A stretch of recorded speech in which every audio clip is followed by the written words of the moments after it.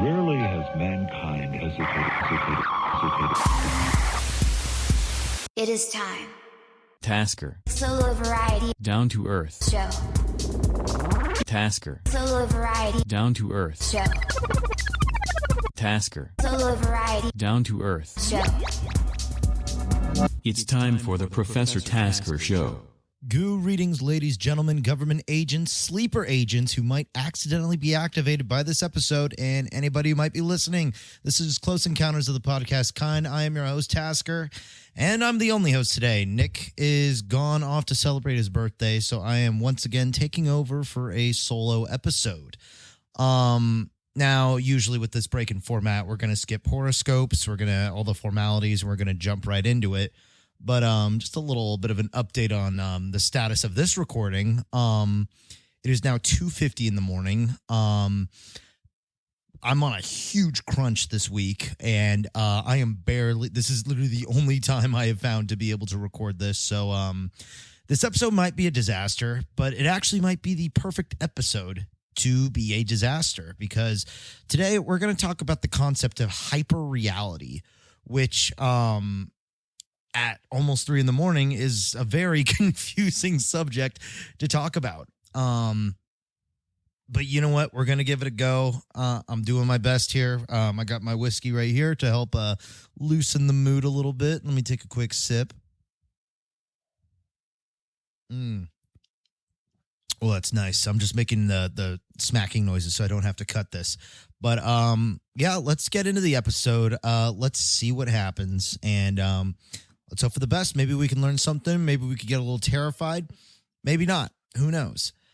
So, as the world is reopening, there is this bizarre unease in the air around us. We want to be optimistic, and yet we have new variants of COVID. We have conflicting mask lockdown regulations, insane gas prices. Things are continually feeling more chaotic, uncertain.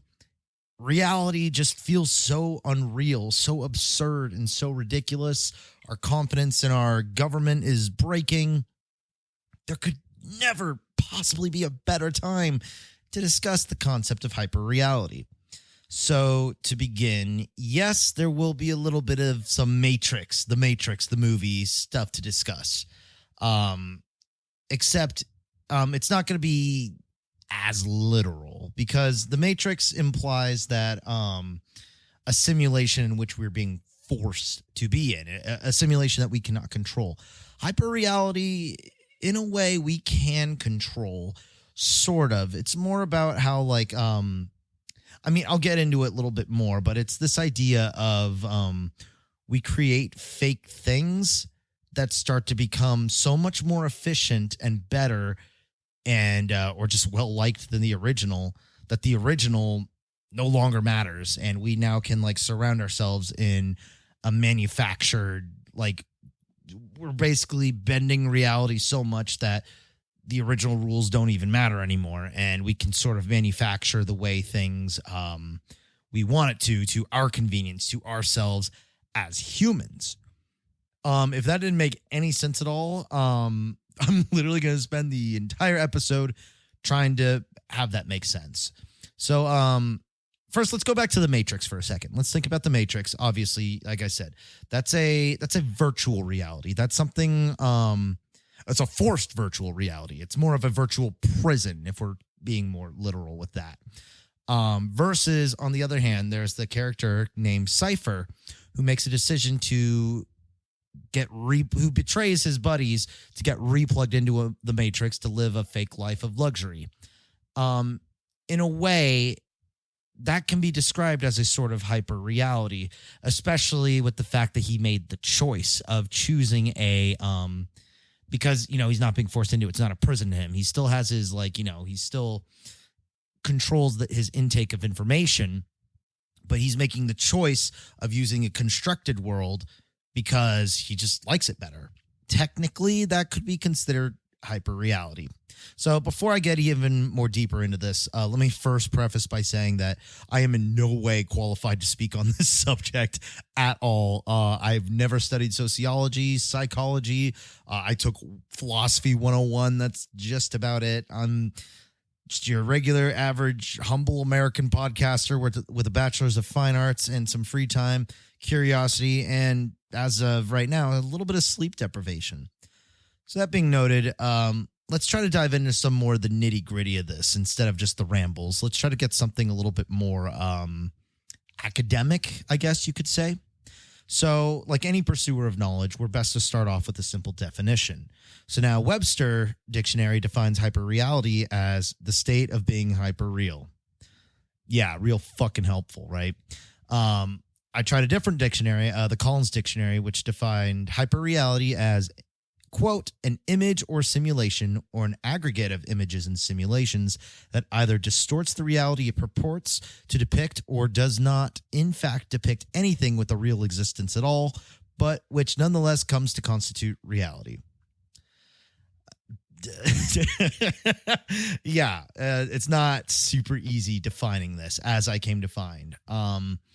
Originally, I thought hyperreality, which I found is not necessarily too off, but hyperreality is a sort of, we can pick and choose the news stations we watch, we can pick and choose the YouTube videos we watch, we can pick and choose the intake of information we receive to basically surround ourselves with the truth that's convenient to us.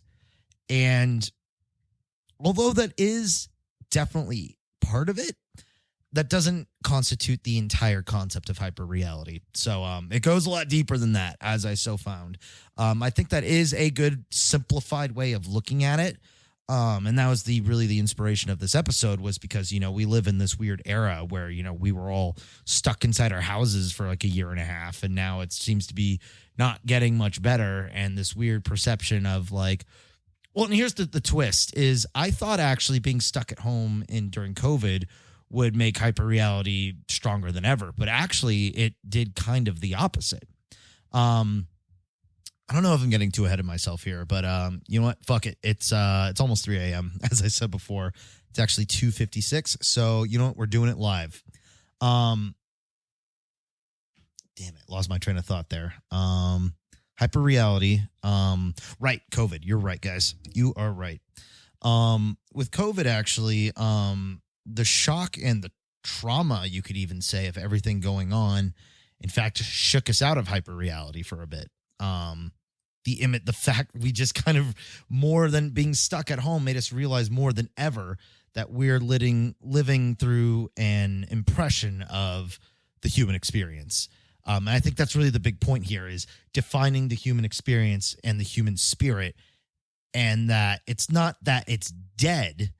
It's that we're just not living the real deal. We're living what we believe is the human experience and what we believe is the idea of the human spirit, without realizing that in order to properly reclaim that human spirit, we would have to go back to like pre-technology, and nobody really wants to do that. So there's that idea of like, is it worth throwing ourselves back into more of, is it worth putting our survivability in jeopardy just so we can feel the human spirit? Or are we just sort of doomed to keep walking down this path of losing what it was that originally made us human and feel like a person, because we're actually kind of okay, even though we're not doing the real deal anymore? I don't have an answer for that. That's a huge question right now. It's a huge thing that's going on, and a lot of speculation on how this is affecting general mental health and how this like kind of a big problem right now. I mean, we have mass shootings, we have a huge crisis. Everybody's depressed. There's this whole idea of there's just no meaning in anything anymore. And it could be because that might exactly be the truth. We originally had meaning and purpose because our purpose was to survive. And now that we've succeeded in that and we've created a society where, we don't really have to worry about surviving, we turn the human experience into more catered towards our place in society, if people like us or not, and do they think I'm cool? Do they think I'm successful? Suddenly, that matters more than survivability, because survivability is a commodity. So something like that. But let's go into when the concept of hyperreality first came out, because this is nothing new. This has actually been around for a while. And one could argue the guy who came up with it actually probably got it right because it seems to be happening. But the first time concept of hyperreality was proposed was during the onset of capitalism, consumerism, and the modern world as we soared toward postmodernism. Postmodern world is where we're in right now.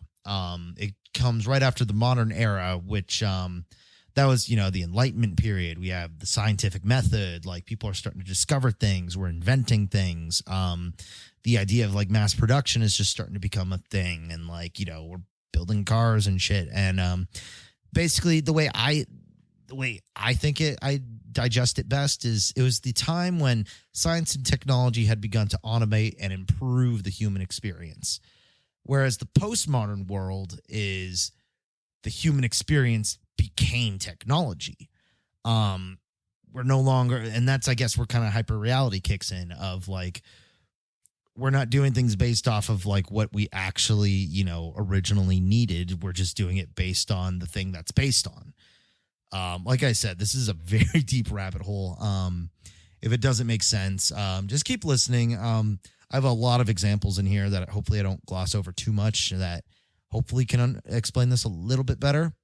But just a little like fun little tidbit with postmodern world is another bit is where we're actually, this is like the era of like criticism of like the old world.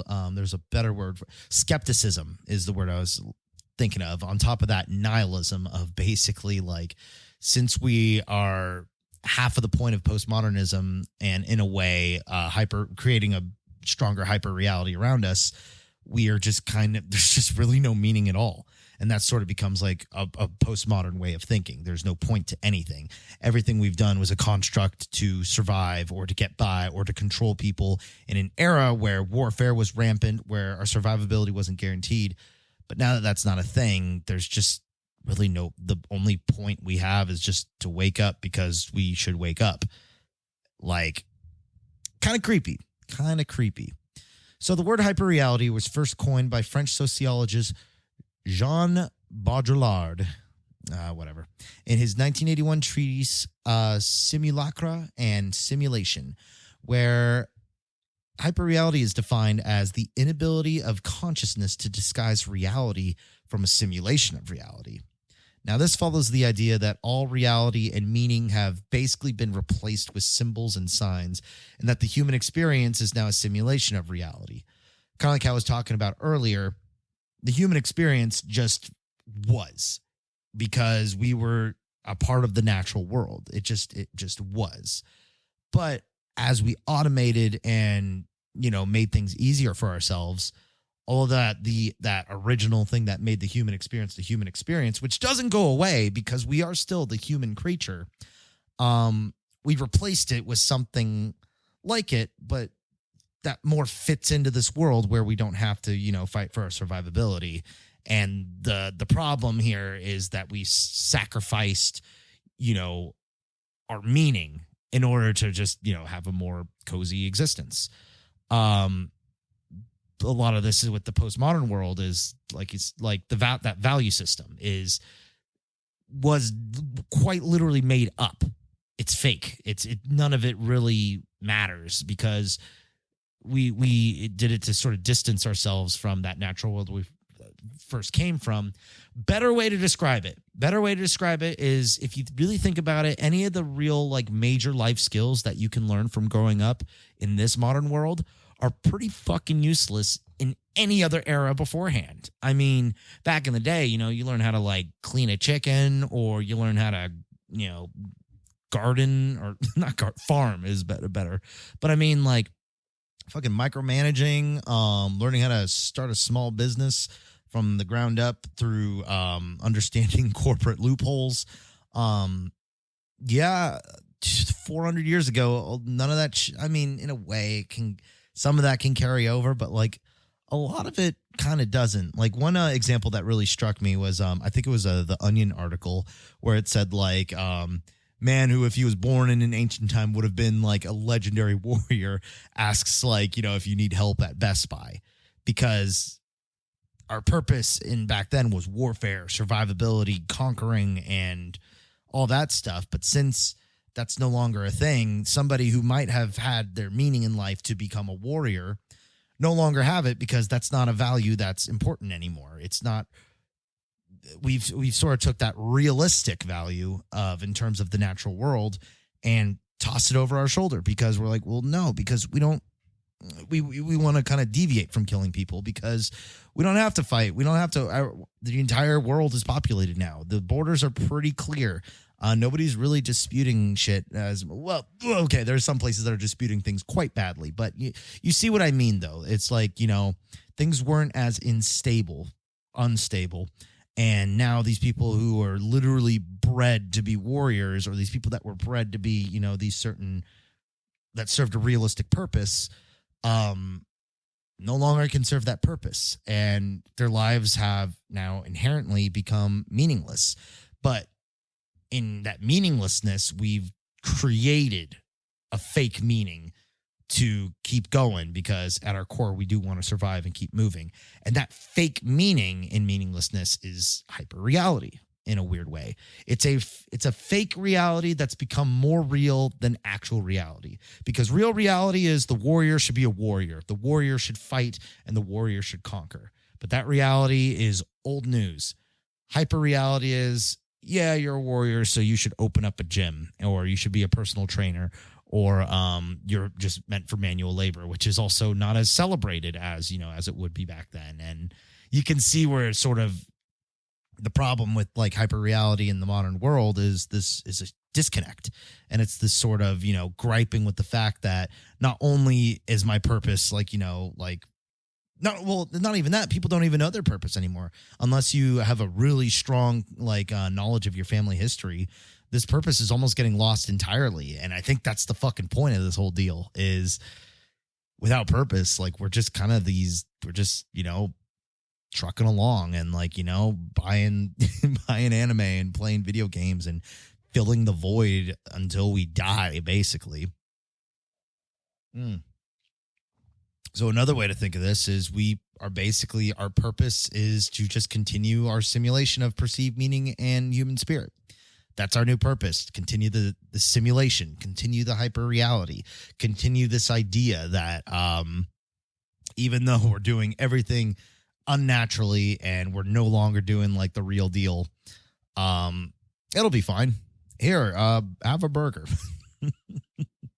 I laugh, but it's actually quite sad and upsetting. There is actually a name for this this path we're going in, or as they call it, the continued saturation of our reality, is called the procession of the simulacra. And by the way, simulacra is any sort of imitation or representation of a person or a thing. So it's we'll get a little bit more into that, but yeah, it's not very lighthearted stuff, as you imagine. And now I want to emphasize this. When I use the word simulation, I know it does have the context of a virtual reality. Try your best to push that out of your mind. That simulation doesn't really mean digital. Simulation is anything that's anything that simulates something else. Something that is it's a mimic. It's something that it isn't quite. And that's the problem with a hyperreality. By definition, and I know I keep saying it, but I want to make sure it drills through, is hyperreality is when the fake thing becomes better than the real thing. When the fake thing surpasses the real, it fucks everything up. And that's hyperreality. So they're actually, in the book, Simulacra and Simulations, there are actually 4 stages outlined of how we perceive reality. The first one is seeing reality as it is, or at least something close enough to it to understand what is being represented. I think the best way to describe that is to see a painting of, or somebody creates a painting of I don't know, England in the 1500s or something like that. It isn't exactly a photo. It isn't exactly the real deal, but it's pretty real. It's there. That's a way of perceiving things. The second way we can perceive things is through a distorted lens or a distorted reality. More commonly, this is when we kind of romanticize things or use a little creative license to make things appear a little bit better or worse than it actually is. So you can think about like kind of how we use colors and framing in like a movie or in like artwork or a painting or a drawing or a comic that creates a fictional world, but it's believable because it's based on, they studied actual environments in order to create it. So second stage is this sort of like, it's not real, but like, you see it's based on something real, essentially. Third stage, though, is an absence of a profound reality. And this is where reality is suggested, but ultimately it's not really, there's nothing really super realistic to pull from it. I know this concept was kind of like hard for me to wrap my head around, but the best way I could think about this was like, so when we have paintings, you guys know Salvador Dali is this big surrealist painting or absurdism. Think of it kind of like that, where it's like when things start to get a little bit more absurd, like there's, not to the extent of like melting clocks and like weird faces like in the sky or anything like that, but we're perceiving reality to a point where the real meaning is truly starting to get lost. I think this is, technically we're supposed to be in the next stage, but like, I would say we're a little bit more, in my opinion, I think we're a little bit more in the third stage when it comes to how things are right now, because there are people that don't quite let go of like, like you get those channels of those guys who are like still like, working like cowboys, like teaching us how to cook and like working on the field and like doing all those like, realistic skills. But, most people will reject that in favor of, city living and, selling laptops to make a living. I don't know, something like that. I think we're more here, but supposedly though, we are already in the fourth and final stage, which is known as pure simulacrum, or that, it's perceiving reality where the concept is just so symbolic and manufactured that there's just no relationship at all between reality and the representation anymore. So you could think like, like Jackson Pollock, like, the splurts and stuff like that. Like there's reality doesn't even matter anymore. Now it's become its own thing, which is funny to me because it's almost like exciting kind of in a way. It's a, whoa, like we don't need things to be like based on the real world around us. It can be more emotional. It can be more its own thing, which is cool in art. But if you take this concept to everything else, that's where it gets a little weird and creepy, because we're at a point now where the product no longer has to pretend to be authentic or real because it's overridden what it was based on. Like I said, when the fake surpasses the real, it fucks everything up, because now nobody really like caring about the real one is sort of old news now. Now we're just excited about this like next new thing because it's so interesting and out there that we start to kind of, the after effect is we lose touch with where it originally came from. So I guess we could think of it that like this, like say we invented an Android. When we first invent it, obviously it's not going to look like, actually no, better example, sex robots. Yes. Okay. So the first one would be blow up dolls for sure. Obviously it's fake. It's obviously just like a device just to like, pretend to have sex with. Sure. Step 2 is distorted reality. So now we're starting to, we're dressing them up.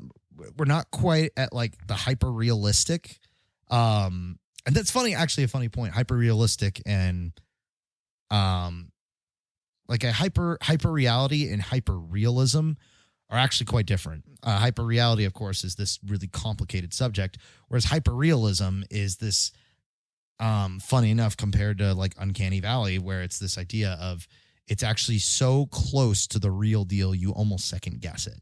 Like you almost have to be told that it's fake for you to realize that it's fake, So actually hyperrealism is a really, really interesting subject to bring up here. So second stage is not quite at hyper-realistic sex dolls, but it's we'll say realistic.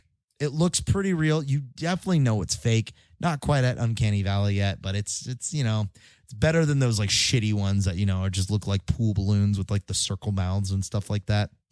So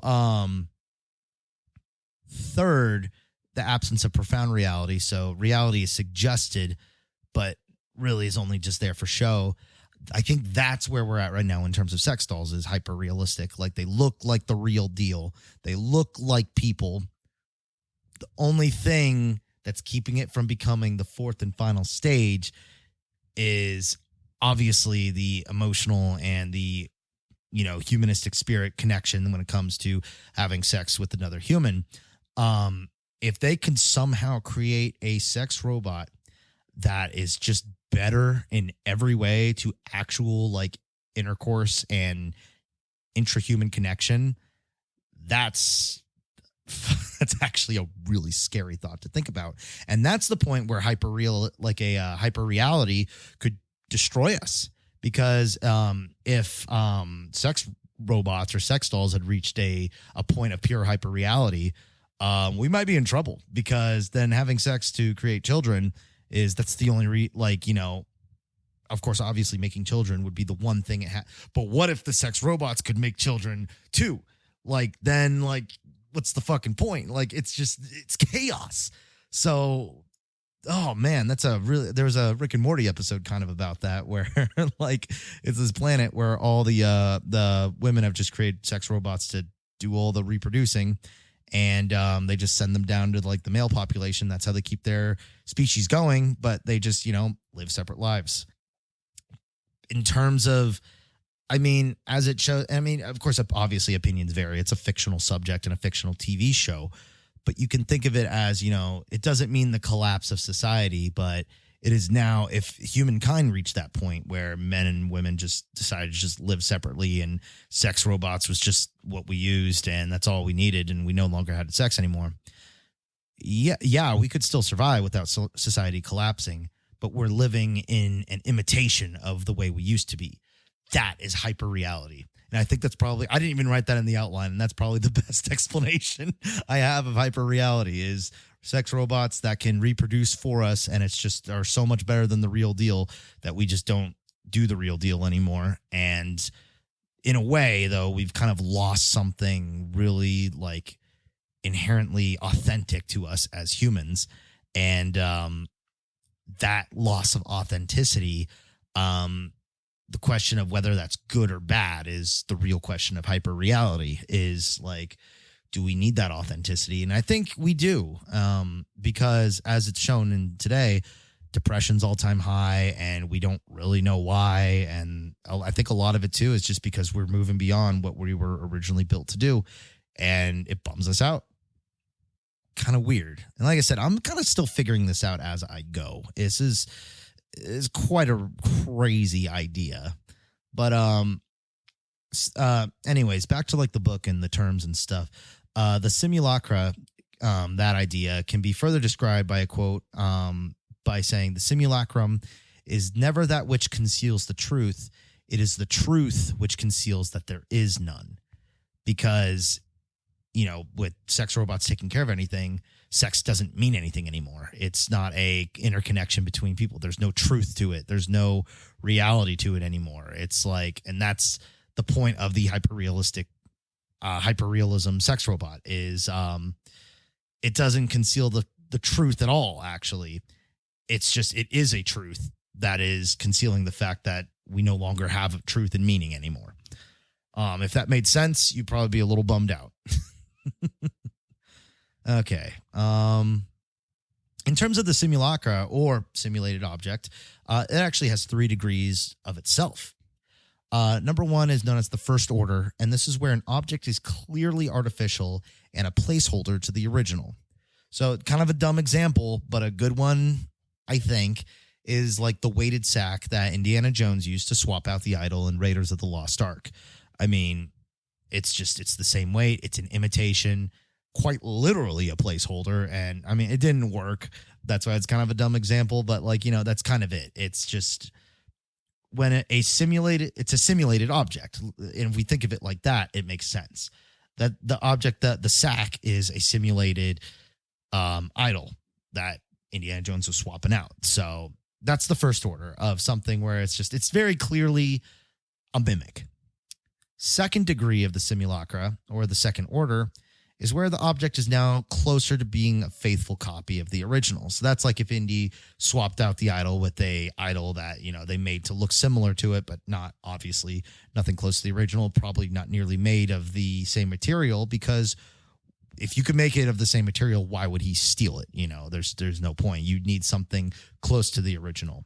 But a lot of this concept was derived from with unease about mass production, because there was a bizarre sentiment about how you have your prototype, obviously, which some would argue or some believe should be like, the best version of it, and then all the copies of it, which is arguably the lesser of them. But the problem here is when something's reached the second degree of simulation, or it's basically starting to become almost, or sometimes even completely, indiscernible. They function just the same. And that's where things kind of get a little weird, where it's like, you still need the prototype to keep creating the copies, but then there's this weird disconnect. The third order is where the copy has become, and we keep seeing this time and time again, the copy is greater than the original, and all distinction between reality and representation vanishes. But I think a really important point to point out here is this is also the point where originality now ceases to become a desirable quality. That's whack, because that gets me thinking about music, actually, because I'm sure you've heard this before. Oh, nothing's original anymore. All art is copied and everything is just a recycling of something else. Hyperreality is kind of like that. So, if we think of it this way, music is a copy or a derivative of the genre it came before it. I mean, we had like blues guitar, and then that made it into rock guitar, and then rock guitar turned into like glam, and then it turned into metal, but then it also turned into punk, and then it turned in, it branches off, but everything is sort of based off the thing that came before it. So in a weird way, as it went on, and as music became less pure, less based on, like, I guess you could say reality, it became more based on its own rules. And when it becomes based on its own rules, we sort of lose the original. I mean, like, just now, the furthest I could go back was blues, but there was something that came from that, and there was something that probably came from that. And at least to my knowledge, pure originality in terms of music comes with musical inventions. And the last major musical invention, I think, was electronic music. And now we use electronic music to replicate real musical instruments. And those are actually getting so good that there's some composers like Hans Zimmer, or even I think most of them, actually prefer to use the digital replication of musical instruments of like a full orchestra. And now it's to that point where it's like, yeah, it's almost like, listening to Spotify versus listening to a record. I mean, the record does have its like, charm, and it does have like, it is probably it because it's closer to the real human spirit of things. But I mean, most of us are totally fine with just Spotify. We don't need that super crazy extra HD.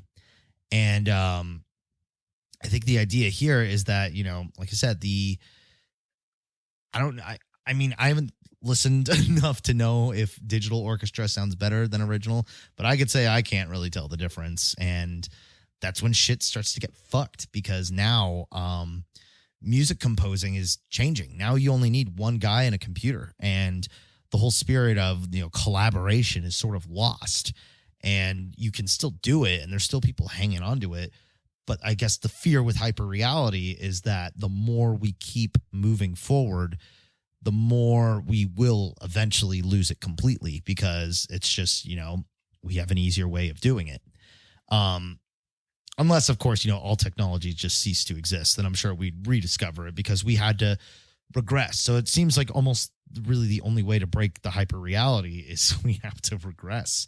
Now, if you're a supervillain, don't take that as a fucking inspiration. That's I don't think we should do that, but I don't know. It's kind of an odd thought of the only way we can really like, start living the way we were living before, or, with that like human spirit and satisfaction of living and dying for a purpose. It's almost like we've actually grown past that. So I don't know. Like I said, a lot of this is very interpretive. A lot of this, I think there isn't really, it's up for debate. I don't really think there's a whole right answer. And if you have opinions on it and you're on like our Discord or something like that, feel free to drop something. Like I said, I kind of had to just do like a crash course on all this stuff, and I'm just kind of figuring it out as I go. But if you do know a thing or two, like, yeah, let me know. I could be completely missing the mark on this. So if you're totally lost, honestly, at this point, that's fine. Well, I'll just keep on doing my best to just try to keep on elaborating, and maybe something will sink, or maybe it's already worked and maybe you're totally on board, in which case, cheers. And with that, I'm going to have another drink real quick. 3 a.m. whiskey. Delirium really makes it taste better. One of the things that kind of got me thinking is like, what exactly is reality? Like, what are we sort of looking at here? Because I feel like I got a little confused when it came to, because, I was thinking, like I was talking about before, reality, like the Matrix versus the real world. But I feel like when it comes to the term of hyperreality versus actual reality, it gets a little bit more out there, or a little bit broader. It's just, it felt very, I wasn't really sure what to put my finger on, of like, what is it I'm comparing this to? Hyperreality versus blank. And so reality, I guess by pure definition, is it's something that is not a derivative of anything else. It just exists as it is. So, it's hard, like, because, and in a weird, frightening way, you could say the reason it's hard for me to come up with what's actually real is the fact that that's how far fucking gone we are. That we've been living in a hyper-realistic society for so long, or living through hyper-reality, that we don't know what's real anymore. Maybe I don't know what's real right now. And I mean, I'm trying to think of something like, like farming or tying a shoe. I guess that's pretty real. Yeah, it's really tough. I honestly am not 100% sure. That's what I think, though. I think reality is, something that entices the human spirit. At least that's my way of like boiling it down. Because like I said, I do not know the fancy terms. I do not know like the researched way of describing this. I'm just this is just the best way I can wrap my head around it, and the best way I can sort of describe it. But I think reality is something, it's a skill set that has a practical usage that contributes to the human spirit. When that practical skill is no longer necessary, the reality is sort of lost. Or, with electronic music, we no longer need to learn instruments anymore. The reality of it, of the best way to make a cool guitar song is you need to learn guitar, is we're starting to lose that. And now, in a way, I mean, some change of that is really cool and unique, in that we get new, interesting, unique takes on it. But also, too, are we also losing the full extent of what guitar can do? Because now that people don't have to learn the instrument, we're not realistically doing it. We're creating guitar music in a hyper realistic setting where we're using a program to do it. And even though it might still sound good, there's just something not quite there. And that's another thing with hyperreality, is a lot of it's not necessarily a bad thing. It's just I'd say concerning thing. It's just this sort of, it's less about hyperreality itself, but more of what it's doing to us and what we're losing and what that might cause us to do. And that maybe that's what's going to cause this regression, or maybe surge of violence, because we just want so bad to. Well, and also that goes back to the idea of, do you think humankind is inherently violent? Do you think violence is a part of our nature, and that we need warfare to continue to, have our human spirit? Like, and that's a subject I think is explored in like a lot of media of, mankind's penchant for violence against man, or a common foe or an enemy. Like we're conquerors. We need something to defeat, I think. And, it's this whole idea of purpose, reality. Like I said, a lot of this is up for debate, but I think I'm done for the mind fuckery for a bit. Let's just go into some more like real world examples. I think one of my favorite is the idea of Facebook, because I saw there was a YouTube video, it was a TED Talk, and I believe it was by Jun Wong Zhang, and he brings up this idea of Facebook being obviously our digital representation. We can upload whatever we want and look however we want on there. Sure. But the thing with hyperreality surrounding Facebook isn't always just the pictures we upload to make our lives look better than they actually are. But there was a time where we would go out, we took pictures with our friends, and we went home and we enjoyed it. But now we go out and do cool, exciting things specifically to take pictures to upload onto Facebook or social media. Like, it's backwards now. Like, we now use our social media as that's our reason for doing things, where originally the reality was our reason for doing things. And now we enact the reality for the simulation. So we're kind of slaves to this simulation. We're slaves to this idea of this made up thing that just, it just works because, it makes us feel better about ourselves. It makes us feel validated instead of, actually going out and being validated. We have a safer way of achieving validation. We have a safer way of feeling popular. We have a safer way of making friends, because guess what? If they start being a bunch of jackasses, you could just delete them with a click of a mouse. And whereas, in reality, somebody's being a jackass, it's a little bit more of a complicated situation. It's a little bit rougher. And I know in the TED Talk, he kind of further elaborates by saying that society with hyperrealism is no longer under our control. Society now is the thing that controls us. Our hyperreality is our society, because our society is innately human, and all it depends on is how other humans perceive how we are and what it is that we can improve that. And what's frightening about that is, we live in an era with, a lot of like influencers and shit like that. And like famous people are, more like, praised than ever, because, when it comes to hyperreality, we're deviating from realism as much as possible, which also means coming up with something a little bit easier. I've noticed that that's kind of another big thing is easier. We want easier. We want more efficient at the sacrifice of our soul. So when we're talking, I guess, if we really want to be a little bit more confrontational about reality, then you kind of have to ask yourself, like, are you thinking your own thoughts? Like, are your ideologies like actually yours, or are you just copying somebody? Because that's hyperreality. It's copying. It's a copy that surpassed the original. So our Logan Pauls and all of our YouTube stars and stuff like that, they sell this idea of reality. It's not reality at all, because they're all rich as hell and they're just fucking around. But we eat it up because it's a version of reality that we digest and enjoy it, and we consider it entertainment.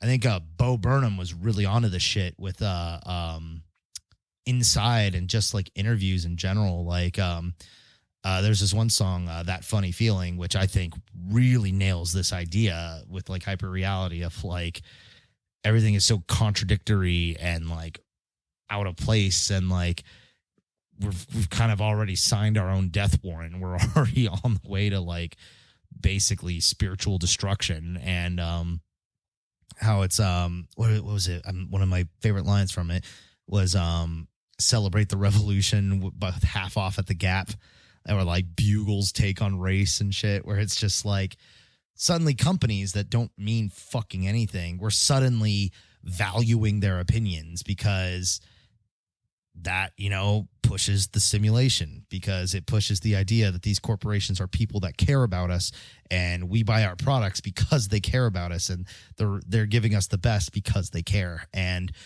the thing is most people don't fall for that completely. I think there is a degree of like irony and stuff like that. But I do think because we're beginning to lose purpose in our convenient lifestyles, we now want to, that's why they can sell these famous people a lot better, because now there's a meaning to strive towards. I want to be like Michael Jordan, be like Mike. I want to fucking be a basketball player, be amazing like them. And some people, pull it off.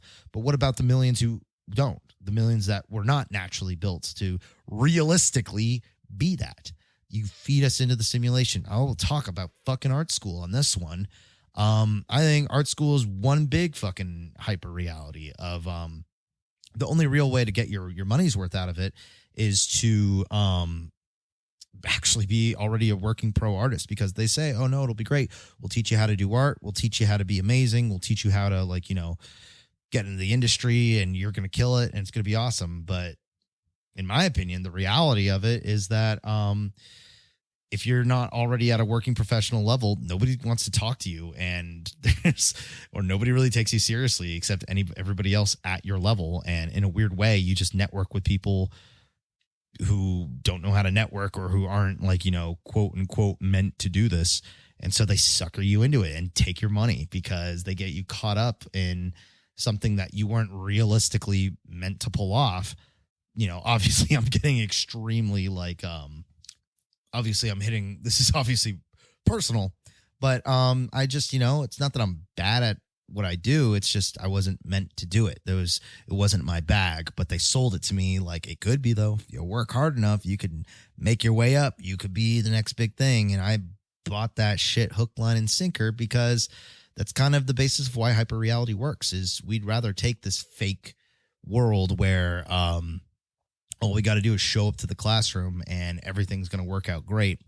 And it shattered when I graduated and got the job in it and realized, oh, fuck, I can't live like this. This is horrible. I am not great at this. And that's another big thing about, like I kind of said before with COVID and stuff like that, it actually broke hyperreality, because by being stuck at home and having, bars are closed, there's no major movies coming out, all the things that, the big events and the concerts, the stuff that kept us distracted, the stuff that we looked forward to weren't happening anymore. Suddenly we kind of had to take a look inward, and kind of the pointlessness of everything sort of started to key in, because we kind of had a moment of lucidity. We were able to kind of be like, oh, fuck. And on top of that, everybody's fucking dying around us. So there's that too. That kind of makes you second guess things of, was I really living? Did I really have purpose here? And there's comparisons to even 9/11 when that happened. This idea of America is safe. America is great. America can't be attacked. And then we got attacked. And then everyone lost their goddamn minds. Everything was fucked up. And we ended up getting propelled into this huge war, which, obviously had ulterior motives. But it was, there was a paper written about that. I think I have it written down. It is called Welcome to the Desert of the Real. Which was a point where, just like in, also after COVID, especially in America, we had a fuck ton of protests. Because it became, the status quo was able to be questioned, because we realized it was based on bullshit, because we had a lot of free time on our hands, a lot of time to really ingest the world for as it is. And, and with 9/11, it woke us up to the fact that the world is a frightening and a war-torn place. Even though we don't see it every day, it's happening, because now it's on our shores, and the simulation of the hyperreality broke. And that's a big point with hyperreality, is even when we do break through it, because some people might think, oh, we just got to break the simulation. People come crawling right fucking back. Just think Trump. Half the reason people love him so much is because he's a goddamn reality star who turned our whole nation into a reality show. He turned everything into a simulation because he just denied blatant facts. And that was great for everybody because they just, when your president says it, it's easier for people to believe it than if, like, I don't know, their neighbor says it. So Trump became an huge perpetuator of hyperreality because he wanted people to live in this fake world of this system that he made up, because the system he made up isn't really based on anything realistic. It's just based on, I want what I want and you should give it to me because I'm great. And that's why we have so many fanatics. The system broke. The fake surpassed the real. The lies are surpassing the truth. And when that happens, it's just chaos. And so, like I said before, there's some hyperreality cases that aren't the worst, but the problem is how far it goes and how when you're caught up in a hyperreality, the fear is that you're no longer thinking for yourselves. You're a mimic of the thing that you want to be. And then what are you but just a puppet? You're just a shell. You're just a moving doll for somebody else. And I think that's a big fear with hyperreality, is it makes us vulnerable because we are so desperate for purpose and we're so desperate for anything to like fill us with a sense of accomplishment, of humanity. We'll do some fucked up shit to do it. And like, it's all, it's pretty whack. And fucking, advertising companies are pushing that shit so hard. Like, one case that kind of cracks me up is fucking Supreme. Now, Supreme originally was a streetwear, so it's like it was for skaters. That was original. I mean, their original store has a goddamn half pipe and stuff. I went on their website before recording this episode, and they're selling a fucking $300 sled. It is a sled with the word Supreme on it. Now, the way this relates to hyperreality is obviously that's incredibly absurd, but sort of like how it is with Apple, where it's not just about buying the iPhone and tricking us into the iPhone is the best iPhone in the world. It's the idea of they're selling us on this whole ecosystem of products. And fucking Supreme, it's no longer about the t-shirt. It's no longer about the use value of what they have. It's now about, because Supreme, so if you don't know how Supreme works, is they only have like certain stuff out for like a little bit. And then after like a month or two, then they pull it and they put in completely new products, and the old ones, you just can't get them anymore. So at first it was all about, just t-shirts, clothes for skaters, a very realistic way of selling clothes. But now it's not about that at all. It's about the idea of Supreme. It's about the idea of, like I said, you buy your stupid fucking sled, but the reason people buy it, and this is, I think, what's such a mind fuck about this whole thing, is they're not doing it because they were hypnotized. They're doing it because it's funny, ironic, but also kind of on brand. Like Supreme, they don't give a shit if you buy their t-shirts. They just want you to keep buying. But the best way to get you to keep buying is to suspend you in this false idea that anything with the Supreme logo is backed with all kinds of prestige. Like there's I'm on their website, it says like, we have only the finest like artists and designers and etc. And it's just like, dude, at the end of the day, it's just a sled that says Supreme on it that you paid $300 for. No better than a sled that does the same exact thing. It's made out of good material. But that's the thing, is it's not about the sled. It's about Supreme. It's about them feeding you this fake idea that you don't need. You don't need Supreme. The idea of needing Supreme is artificial. So the idea of needing Supreme is a simulation. It's a simulated world where when you own Supreme merchandise, everyone's going to think you're rich and think you're cool. And the worst part is people buy into it because when you're wearing a Supreme shirt, people are usually like, oh, damn, they fucking believe it. And that's why it works, is because with hyperreality, it's not like kind of going all the way back to the Matrix. The Matrix is forced. But in hyperreality, you need to be willing. The consumer, the company, which is creating this lie and the consumer who willingly buys into it because it makes them feel better.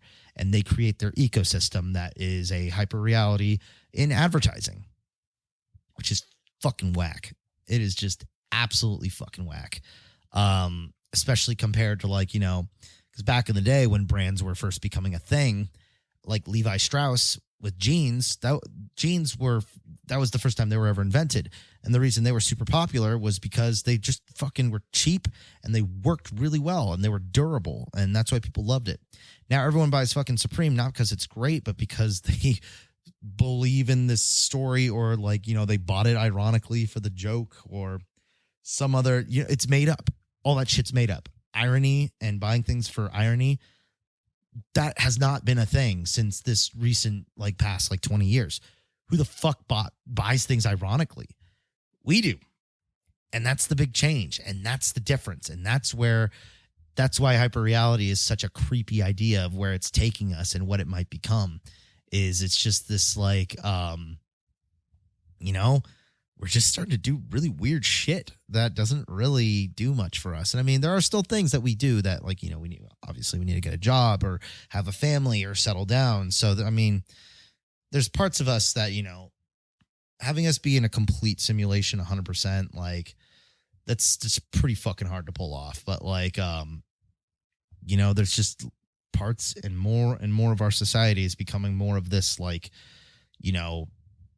unreal, made up, like, set of laws and rule. I mean, so laws, like, for, like, policing and stuff like that. They're pretty realistically, but there's also a bunch of bullshit thrown in there.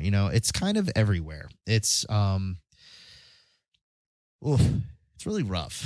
This is a rough subject to think about, honestly. And it is getting pretty late, so it is on about 3:45 on my end. If the timing doesn't line up, it's because I edited things. If you're that detail oriented, I guess. But I don't know. There's this whole. So let's get into hyperreality. Is it bad or is it good? I don't know. I wish I had a better answer for you. I know for a time I would have said that hyperreality was the best fucking thing that could have ever happened because fuck the real world. Everything sucks. Let's just get fucked up and die. But at the same time, I feel like a better answer is using this opportunity to find what makes you feel most alive.